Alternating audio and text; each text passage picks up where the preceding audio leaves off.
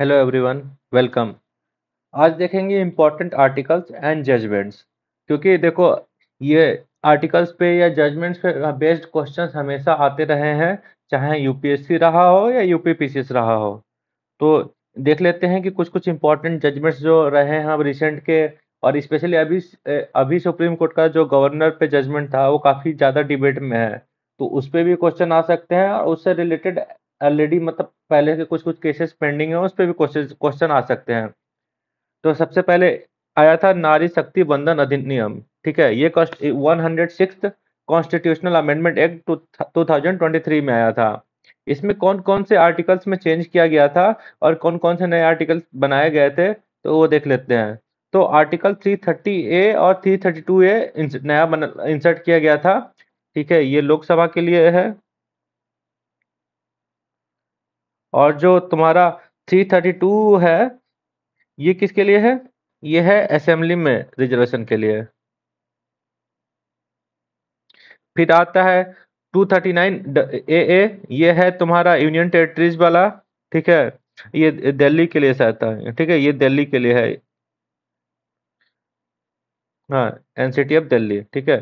फिर आता है 334 ए। इसमें लिखा गया था क्या कि जब डिलिमिटेशन हो जाएगा और जो पहला ये फर्स्ट सेंसस होगा इस एक्ट के बनने के बाद, तो उसके बाद से ये स्टार्ट होगा। और कब तक रहेगा? 15 ईयर्स तक। ठीक है। वैसे ही जो 330 था लोकसभा में एस सी एस टी का रिजर्वेशन, वो था 70 ईयर्स के लिए। बट उसको मतलब फिर बार बार अमेंडमेंट करके उसको आगे बढ़ाया गया है। फिर आता है इंटरनेट शटडाउन। इस पे ये कौन से रूल्स के थ्रू ये गवर्न किया जाता है? तो temporary suspension of telecom services, public emergency और पब्लिक सेफ्टी रूल्स 2017। ठीक है, अंडर इंडियन टेलीग्राफ एक्ट 1885। ठीक है। और इसको कौन करता है? यूनियन और स्टेट होम सेक्रेटरी। और एट मैक्स 15 दिन के लिए किया जा सकता है एक बार में, फिर बाद में फिर से दोबारा किया जा सकता है, बट एक बार में एट मैक्स 15 दिन के लिए। ठीक है। इस पे जजमेंट्स कौन कौन से रहे हैं? एक अनुराधा भासीन का जज एक केस था 2020 में। उसमें बोला गया था कि internet freedom is part of article 19(1)(a) और बट इसमें रीजनेबल रेस्ट्रिक्शन लगाए जा सकते हैं अंडर आर्टिकल 19(2) के थ्रू। बट वो टेम्पररी पीरियड के लिए होने चाहिए, ना कि परमानेंट लगा दिए कि 6 साल 6 महीने 1 साल ऐसे। ठीक है, तो टेम्पररी पीरियड के लिए होना चाहिए। फिर आता है foundation of media professional versus UT of Jammu and Kashmir 2020। तब ये वो 2019 में वहां पे लगा था तो रिस्ट्रिक्शन, तो उसके बाद ये केस आया था। ठीक है, तो इसमें क्या है? Recognise rights to speech, health, education and business must be balanced with national security concerns.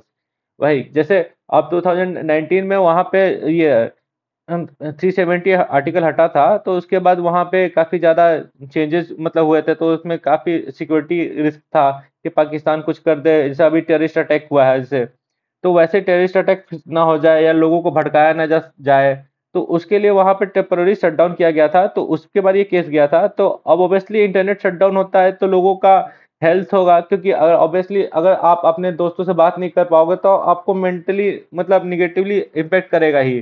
फिर एजुकेशन इम्पैक्ट होगा, क्योंकि क्लासेस काफी मतलब कोरोना के बाद से काफी मतलब क्लासेस ऑनलाइन चल रही थी। बिजनेसेस काफी ऑनलाइन चलते हैं, तो सारे पे निगेटिव इम्पैक्ट पड़ता ही पड़ता है।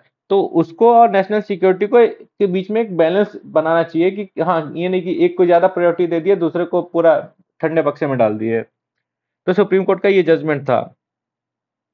फिर पार्लियामेंट्री स्टैंडिंग कमेटी ने क्या बोला था कि भाई कि अगर पूरा वो ब्लैंकेट बैन लगाने से बेटर है कि जो पर्टिकुलर जैसे मैसेजिंग सर्विसेज है उनको बैन कर दिया, या फिर जो सोशल मीडिया सर्विसेज है उनको बैन कर दो, ताकि मतलब लोगों को भड़काया ना जा सके। बट बाकी जो बेसिक चीजें हैं उनको ऑन रखा जा सकता है कि जो मन कोई बिजनेस कर रहा है तो वो ऑन रहे उसके लिए।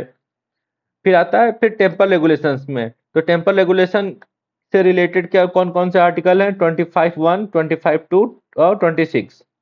ठीक है। इसमें रीजनेबल रेस्ट्रिक्शन क्या आता है? पब्लिक ऑर्डर, मोरालिटी और हेल्थ। इसमें कौन कौन से जजमेंट्स रहे हैं? शेषामल एंड अदर्स बस स्टेट ऑफ तमिलनाडु 1972। ठीक है। इसमें क्या सुप्रीम कोर्ट ने बोला था कि appointment of archaka to a temple would be a secular function and only the performance of religious services by those priests would be an integral part of the religion. ठीक है, तो अगर जो मतलब आर्चिका है उसको अपॉइंटमेंट करते हैं वो सेकुलर फंक्शन उसको माना जाएगा। बट जो वो रिलीजियस सर्विसेज ये करते हैं वो रिलीजन का इंपॉर्टेंट पार्ट है, न कि उसका अपॉइंटमेंट। ठीक है। फिर आता है पद्मनाभ स्वामी केस जो है वो काफी ये था, डिस्प्यूटेड था। तो उसको पहले मैनेज करती थी वहां के ट्रावनकोर की रॉयल फैमिली। बाद में गवर्नमेंट ने ले लिया था, फिर बाद में वो केस चला, उसके बाद वापस जो राइट्स ऑफ सेबैतशिप है, right to manage a temple, उसको फिर से वापस ट्रावनकोर की रॉयल फैमिली को दे दिया गया। फिर एंटी डिफेक्शन लॉ पे भी काफी ज्यादा जजमेंट्स रहे हैं, काफी ज्यादा कंट्रोवर्सी में रहा है। तो 52nd amendment constitutional amendment act के थ्रू आया था 1985 में, और 10th शेड्यूल इसके थ्रू बनाया गया था। ठीक है। उसमें कौन कौन से जजमेंट्स रहे हैं, तो कियोतो होलोहन केस था 1992 का। उसमें स्पीकर का डिसीजन था, उसको जुडिशियल रिव्यू में लाया था सुप्रीम कोर्ट। फिर सेकंड एआरसी का क्या रिकमेंडेशन रहा है इस पे, कि जो भी मतलब डिफेक्शन है अभी क्या स्पीकर डिसाइड करता है, तो उसमें था कि प्रेसिडेंट या गवर्नर डिसाइड करे, और वो भी इलेक्शन कमीशन के एडवाइस पे। तो मतलब इलेक्शन कमीशन का जो एडवाइस होगा काफी न्यूट्रल होगा एज कम्पेयर टू स्पीकर, जो कि मतलब जो रूलिंग पार्टी के फेवर में रहता है हमेशा। फिर ऑफिस ऑफ स्पीकर है, उसके रिलेटेड कौन कौन से आर्टिकल्स हैं, 93 है, 94 है, 94 में रिमूवल है। ठीक है। फिर आता है 96, फिर कि अगर मतलब स्पीकर को रिमूव करने की प्रोसीडिंग्स चल रही हैं तो उसमें स्पीकर खुद प्रोसाइड नहीं कर सकता, उसकी जगह पर कोई और प्रोसाइड करेगा। फिर आता है क्या क्या जजमेंट रहा है, तो Supreme Court held that speaker और deputy speaker facing notice of removal can not decide disqualification. भाई कि अगर मानो कोई स्पीकर है और उसको लग रहा है कि उसकी पार्टी की मेजोरिटी खत्म हो गई है और उसको लोग हटा दिए देंगे, तो फिर वो जल्दीबाजी में क्या करेगा कि जो डिस्क्वालिफिकेशन की प्रोसीडिंग्स उसके पास पेंडिंग होगी उन पे जजमेंट दे देगा कि हाँ इनको डिस्क्वालीफाई कर दे, ताकि उसकी पार्टी की मेजोरिटी बन जाए। तो इसके लिए इसको रोकने के लिए सुप्रीम कोर्ट ने ये लगा दिया कि अगर किसी के स्पीकर का अगेंस्ट डिस्क्वालिफिकेशन प्रोसीडिंग आ गई है या डिप्टी स्पीकर के अगेंस्ट आ गई है, तो फिर वो जजमेंट नहीं दे पाएगा डिस्क्वालिफिकेशन पे। उसको अपनी मेजोरिटी पहले प्रूव करनी पड़ेगी। फिर पार्लियामेंट्री प्रिविलेजेस क्या है, आर्टिकल 105, और फिर 194 ये असेंबली के लिए हो जाता है और ये पार्लियामेंट के लिए हो जाता है। फिर आर्टिकल 1052 में क्या है, right to prohibit publication of proceedings, कि भाई अगर प्रोसीडिंग्स चल रही है उसमें कुछ माना इंपॉर्टेंट ऐसी बातें हो रही है जो उसमें नेशनल सिक्योरिटी से रिलेटेड है, तो उसमें ये जो पार्लियामेंट है या असेंबली वो प्रोहिबिट कर सकता है कि मीडिया को कि ये चीजें ये पब्लिश ना की जाए। फिर आता है article 121, restrict the members from discussing conduct of जजेस of Supreme Court and High Court. अभी सुप्रीम कोर्ट से रिलेटेड काफी कंट्रोवर्सी चल रही है, तो ये आर्टिकल सुप्रीम कोर्ट के जजेस को ये फ्रीडम देता है कि मतलब उनकी सर उनसे उनका जो कंडक्ट है वो पार्लियामेंट में डिस्कस नहीं किया जा सकता है। एक्सेप्ट इसमें एक है कि जब उनको रिमूवल की प्रोसीडिंग चल रही होगी, सुप्रीम कोर्ट की जज की या हाई कोर्ट की जज की रिमूवल की प्रोसीडिंग चल रही होंगी, तब उनका कंडक्ट को डिस्कस किया जा सकता है, वरना ऐसे डिस्कस नहीं किया जा सकता है। तो ये याद रखना, क्योंकि अभी काफी ज्यादा न्यूज में है, तो ये इंपॉर्टेंट हो जाता है। फिर आता है PB Narasimha Rao versus state. ठीक है, जजमेंट्स है। तो इसमें क्या क्या है कि supreme court stated that the members need a wider protection of immunity. भाई क्योंकि अगर कोई सुप्रीम कोर्ट ये कोई मेंबर है, पार्लियामेंट है या फिर असेंबली का मेंबर है, तो अगर उसको वहां पे बोलने की आजादी नहीं रहेगी, तो फिर वो अच्छे से ना बोल पाएगा ना अपने फ्रीडम मतलब लाइक अपने तरफ से जो वोट करना चाहिए वोट कर पाएगा, क्योंकि फिर उसको टेंशन रहेगा कि कोर्ट में मेरे अगेंस्ट केस ना हो जाए। तो सुप्रीम कोर्ट ने भी बोला है कि वही कि उनको वाइडर प्रोटेक्शन ऑफ इम्यूनिटी चाहिए, चाहे वो मतलब वो सिविल या क्रिमिनल केसेस हो। ठीक है, ताकि वो अपना स्पीच हो या वोटिंग है वो फ्री फ्री होके कर पाए।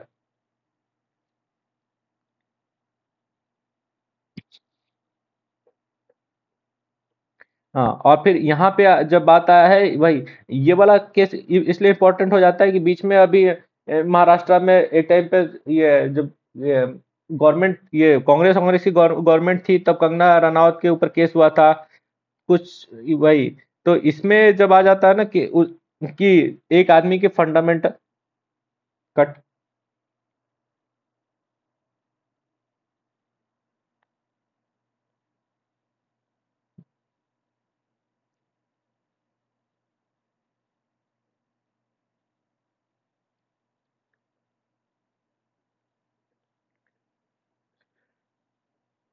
हाँ, तो जो ये वाला एम शर्मा केस है, तो इसमें आ जाता है कि जो फंडामेंटल राइट्स है और प्रिविलेजेस है, तो उन दोनों के बीच के एक बैलेंस के लिए है ये केस था। इसमें बताता है कि अगर इन दोनों के बीच में टकराव होती है तो फंडामेंटल राइट ऊपर रहेगा। तो ये केस का इम्पैक्ट अगर देखना है तो देख सकते हो कि एक कंगना रनौत का कंट्रोवर्सी हुआ था कुछ, तो उसमें प्रिविलेज मोशन लाया था महाराष्ट्र के असेंबली ने। तो वहां पे वही मतलब यहाँ पे आ जाता है कि ये फंडामेंटल राइट और वहां पे प्रिविलेज मोशन दोनों के बीच में जब टकराव होंगे तो फिर ये जजमेंट उसमें लिख सकते हो। फिर आता है गवर्नर से रिलेटेड, अभी जो जजमेंट आया है सुप्रीम कोर्ट का, तो फिर गवर्नर का पोस्ट काफी इंपॉर्टेंट हो जाता है, उससे रिलेटेड कौन कौन से कमिटीज थे, जजमेंट से क्या था, वो सब इंपॉर्टेंट हो जाता है। तो गवर्नर का आर्टिकल 163 में क्या बोलता है, governor is bound by the aid and advice of council of minister except when required to act on his और हर डिस्क्रिशन। ठीक है, तो गवर्नर के पास थोड़ा डिस्क्रिशन होता है, वरना मोस्टली जो एड एंड एडवाइस पे ही काम करता है गवर्नर। फिर आता है कि आर्टिकल 200 में कि गवर्नर का एक्सेंट है और नेसेसरी है किसी भी बिल को लॉ बनने के लिए। बट सुप्रीम कोर्ट ने अभी रिसेंट अपने जजमेंट में क्या बोला है कि गवर्नर का एक्सेंट मान लिया गया कि एक्सेंट मिल गया है बिल को, और डायरेक्टली लॉ बन जाएगा बिना गवर्नर के एक्सेंट के ही, क्योंकि गवर्नर ने डिले किया था जो तमिलनाडु वाला केस था उसमें। फिर जजमेंट कौन कौन से रहे हैं, नबम रेबिया केस, ठीक है, 2016 का। हाँ, तो बोला कि उसमें जुडिशियल रिव्यू में आ जाएगा गवर्नर का डिस्क्रिशन। ठीक है। फिर स्टेट ऑफ पंजाब केस है 2023 का, governor decide to withhold assent, अगर वो अपना एक्सेंट नहीं देता है या मना कर देता है, तो अगर बिल बिल वापस आ जाता है तो वैसे बिल को वो रिकंसिडरेशन के लिए ये नहीं रख सकता है, मतलब प्रेसिडेंट के पास वो बिल को नहीं भेज सकता है। फिर तमिलनाडु गवर्नर केस, वही cannot refer bills to president after assembly has reenacted, वही पहले अगर आपने उस बिल को प्रेसिडेंट के पास नहीं भेजा है और अपने से खुद से विथहोल्ड कर दिया एक्सेंट, तो अगर वापस असेंबली उस बिल को इनेक्ट कर देता है तो आप प्रेसिडेंट के पास दोबारा नहीं भेज पाओगे। अगर आपने पहले इंस्टेंस में ही प्रेसिडेंट के पास भेज दिया है तो फिर वो जब मन करे दोबारा भी भेज सकते हो, बट हाँ, अगर उन्होंने प्रेसिडेंट के पास नहीं भेजा, खुद से मना कर दिया है एसेंट देने से, तो फिर दोबारा आएगा तो तुम आपको एसेंट देना ही पड़ेगा गवर्नर के लिए। ये 2023 का केस था। अभी फिर से इस पर जो 2000 ये अभी रिसेंट वाला 2025 का जजमेंट आया वो देख लेना। सरकारिया कमीशन ने क्या क्या रिकमेंडेशन दिया था कि एजेंट ऑफ सेंटर का की तरह एक्ट नहीं करना है गवर्नर को। ठीक है, न्यूट्रल रह के काम करना है, मतलब एक तरह से एजेंट ऑफ कॉन्स्टिट्यूशन की तरह काम करना है। फिर डिस्क्रिप्शन को रेयरली यूज करना है, और तभी यूज करना है जब जैसे लगे कि कॉन्स्टिट्यूशन के प्रोविजंस का वायलेशन हो रहा है कोई भी बिल से, तब एक्ट करना है डिस्क्रिप्शन पे। फिर पंची कमीशन ने क्या बोला था कि जो गवर्नर है उसका टेन्योर फिक्स कर देना चाहिए, प्लेजर प्रेसिडेंट नहीं रहना चाहिए, उसका टेन्योर 5 साल फिक्स हो जाएगा तभी वो न्यूट्रल रह पाएगा। और फिर एक और बोला था जैसे कि डिसीजन लेना है तो 6 मंथ के अंदर डिसीजन लेना चाहिए, बट उसको अभी सुप्रीम कोर्ट 3 मंथ कर दिया है। फिर आता है यूनिफॉर्म सिविल कोड, ये काफी डिबेटेड टॉपिक था, कई जगह पूछा जा चुका है, कई भी जगह पूछा जाएगा, तो ये एक बार देख लेना अच्छे से। आर्टिकल 44 के अंदर मेंशन किया गया है कि यूनिफॉर्म सिविल कोड लाना चाहिए डीपीएसपी में। ठीक है, इस पे क्या क्या जजमेंट्स रहे हैं, सुप्रीम कोर्ट ने कई बार बोला है सेंटर को और स्टेट्स को कि ये यूनिफॉर्म सिविल कोड लेके आओ। तो साबानो केस में पहली बार सुप्रीम कोर्ट ने बोला था कि यूसीसी की जरूरत है। फिर 2018 में लॉ कमीशन ने बोला था कि इस टाइम पे अभी यूसीसी की जरूरत नहीं है, जो एग्जिस्टिंग लॉज हैं उन्हीं को अमेंड कर दो ताकि वो यूसीसी की तरह काम करने लगे। फिर गोवा है, वहां पे एक तरह का यूसीसी पहले से था, फिर अभी उत्तराखंड है वहां पे यूसीसी इंप्लीमेंट हो गया है, तो ये पता होना चाहिए। फिर आता है आर्टिकल 142, जिसमें सुप्रीम कोर्ट इस पे काफी ज्यादा डिबेट चल रहा है, इसको न्यूक्लियर मिसाइल बोल दिया है ये धनखड़ जी ने। ठीक है, अब हमारे वाइस प्रेसिडेंट थे, इन्होंने इसको न्यूक्लियर मिसाइल बोल दिया है अभी, आर्टिकल 142, तो ये इंपॉर्टेंट हो जाता है। तो इसके थ्रू सुप्रीम कोर्ट को पावर मिल जाती है कि कोई भी एक डिग्री पास कर सकता है या कोई भी एक जजमेंट पास कर सकता है ताकि वो कंप्लीट जस्टिस कर सके, मतलब उसमें कुछ भी सुप्रीम कोर्ट पास कर सकता है जो कि इंडिया की सोवरेनिटी के अंडर है, तो वो कर सकता है सुप्रीम कोर्ट। तो उसी के थ्रू सुप्रीम कोर्ट ने विशाखा गाइडलाइन जारी किया था। उसके बाद उस विशाखा गाइडलाइंस के जारी 2002 में करने के बाद काफी टाइम बाद 2013 में, इतने साल बाद जो पार्लियामेंट ने रूल्स बनाए हैं। तो सुप्रीम कोर्ट, ये काफी अच्छा सुप्रीम कोर्ट का स्टेप था कि अगर जो सेक्सुअल हरासमेंट होता है एक एट वर्क प्लेस, उसको रोकने के लिए विशाखा गाइडलाइंस बनाया था। बाद में उसके जगह पे पार्लियामेंट ने लॉ बनाया जिसको prevention of sexual harassment act बोलते हैं, शॉर्ट फॉर्म में पॉस एक्ट बोल देते हैं। फिर आता है secretary ministry of defence versus Babita Punia case 2020 में। परमानेंट कमीशन दिया था औरतों को आर्मी में। ये आर्मी में पहले क्या था कि जो औरतें थे उनको परमानेंट कमीशन नहीं मिलता था, उनको टेम्पररी या शॉर्ट सर्विस कमीशन ही मिलता था। बाद में ये सुप्रीम कोर्ट ने परमानेंट कमीशन देने का फैसला किया। फिर इंदिरा साहनी केस में क्या किया, जो रिजर्वेशन का लिमिट है 50% फिक्स कर दिया ताकि जो मेरिट है वो हैम्पर ना हो, लोगों को भला भी हो जाए और 50% जो लोग हैं उनको मेरिट का भी मौका मिले। फिर आता है 9 शेड्यूल, ये भी काफी कंट्रोवर्सी में रहा था। इसको लाया ही गया था ताकि जो सुप्रीम कोर्ट में लॉ को चैलेंज करने से रोका जा सके। तो फर्स्ट कॉन्स्टिट्यूशनल अमेंडमेंट एक्ट 1951 के थ्रू ये ऐड किया गया था। ये आर्टिकल 31B के थ्रू बनाया गया था। ठीक है, कि अगर इसमें कोई भी आर्टिकल है वो ऐड हो जाता है तो उसको इस ग्राउंड पे चैलेंज नहीं किया जा सकता है कि वो फंडामेंटल राइट को वायलेट करता है। तो इसमें काफी सारे सुप्रीम कोर्ट ने जजमेंट दिए हैं, डिफरेंट टाइप पे डिफरेंट डिफरेंट टाइम में डिफरेंट टाइप के जजमेंट दिए हैं। वामन राव केस में दिया था कि वही केशवानंद भारती केस की तरह, कि अगर ये जब केशवानंद भारती केस से पहले के जितने ये थे अमेंडमेंट से जो 9 शेड्यूल में ऐड हो चुके हैं उनको सुप्रीम कोर्ट टच नहीं करेगा, उनको वैसे रहने देगा। बट जो ये इस डेट के बाद जो ऐड होंगे अमेंडमेंट्स वो जुडिशियल रिव्यू के अंडर आएंगे। फिर आयर कोहलो केस में था कि वही कि जो भी 9 शेड्यूल में होगा तो उनको सिर्फ इसलिए चैलेंज नहीं किया जा सकता कि फंडामेंटल राइट्स को वायलेट कर रहे हैं, बट अगर वो बेसिक स्ट्रक्चर का वायलेशन कर रहे हैं तो उनको चैलेंज किया जा सकता है। फिर आता है कोऑपरेटिव फेडरलिज्म। ये मतलब काफी मतलब ये काफी मतलब अभी मतलब रिसेंट में काफी ज्यादा न्यूज में रहा है कोऑपरेटिव फेडरलिज्म, क्योंकि हमेशा ये इंडिया में रहता है कि फेडरलिज्म है या क्वासी फेडरलिज्म है इंडिया का कॉन्स्टिट्यूशन। तो यहाँ पे कोऑपरेटिव फेडरलिज्म आ जाता है ताकि मतलब सेंटर और स्टेट के बीच में कोऑपरेशन हो, ना कि मतलब दोनों के बीच में दुश्मन वार चल रहा हो, तभी इंडिया का डेवलपमेंट हो पाएगा। तो इसमें कौन कौन से आर्टिकल आते हैं, तो 7th शेड्यूल है, उसके अंदर ये 3 लिस्ट में डिवाइड किया गया है, सेंट्रल लिस्ट, स्टेट लिस्ट और कॉन्करेंट लिस्ट। फिर आता है आर्टिकल 312, आर्टिकल 263 और आर्टिकल 280। ठीक है, तो 280 है फाइनेंस कमीशन का, 263 है इंटर स्टेट काउंसिल और 312 है ऑल इंडिया सर्विसेज। क्योंकि ऑल इंडिया सर्विसेज क्या है, इनको सेलेक्ट कौन करता है, अपॉइंट कौन करता है, सेंटर। काम करते हैं कहाँ पे, स्टेट में जाके। तो इसीलिए ये सारे कोऑपरेटिव फेडरलिज्म के फीचर्स हैं। फिर आता है फिजिकल फेडरलिज्म।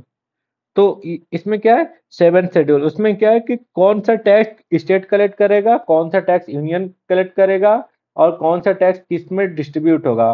तो ये आ जाता है 7th शेड्यूल में। वही अभी देख रहे थे कि ये लिस्ट था ना, तो यहाँ पे था कि लॉ, इसमें ये भी आता है कि लिस्ट में कौन लॉ बनाएगा, और फिर आ जाता है कि कौन इस पे टैक्स कलेक्ट करेगा या कौन टैक्स इम्पोज करेगा। ठीक है, तो आर्टिकल 269 में है कि taxes levied and collected by centre assign to the states. ठीक है, कलेक्ट सेंटर करेगा, लेवाई भी सेंटर करेगा, बट वो जाएगा स्टेट के पास। फिर आता है 269A जीएसटी, जो कि आया था अभी रिसेंट अमेंडमेंट्स थे। फिर ये है इंटरस्टेट ट्रेड में जीएसटी, मतलब specially GST in interstate trade. ठीक है, फिर 270 है, तो taxes distributed between union and states as per finance commission. वही फाइनेंस कमीशन एक मतलब रूल बनाता है कि ये इतना परसेंट टैक्स जो है स्टेट्स को जाएगा और टैक्स का इतना परसेंट यूनियन अपने पास रखेगा। फिर आता है आर्टिकल 275, ये फाइनेंशियल असिस्टेंट टू स्टेट्स है, मतलब गारंटीड एड से होता है। फिर आर्टिकल 292 है, वहाँ पे यूनियन कहाँ से बोरो कर सकता है। फिर जो आर्टिकल आता है तुम्हारा 293, वहाँ पे स्टेट्स कहाँ से बोरो कर सकते हैं। और फिर जो आर्टिकल 280 है वो फाइनेंस कमीशन का आर्टिकल है, वो फाइनेंस कमीशन कैसे कॉन्स्टिट्यूट होगा, और फाइनेंस कमीशन ही डिसाइड करता है कि स्टेट्स को कितना पैसा जाएगा और ये यूनियन को कितना पैसा रहेगा। ठीक है, तो आज के लिए इतना ही। और इसके बाद भी कोई डाउट आउट हो कुछ तो आप कमेंट बॉक्स में लिख सकते हो, वहां पे मैं बता दूंगा इसके लिए। और और कुछ भी इसमें अच्छा लगे तो उसके लिए लाइक कर देना। Thank you, have a nice day.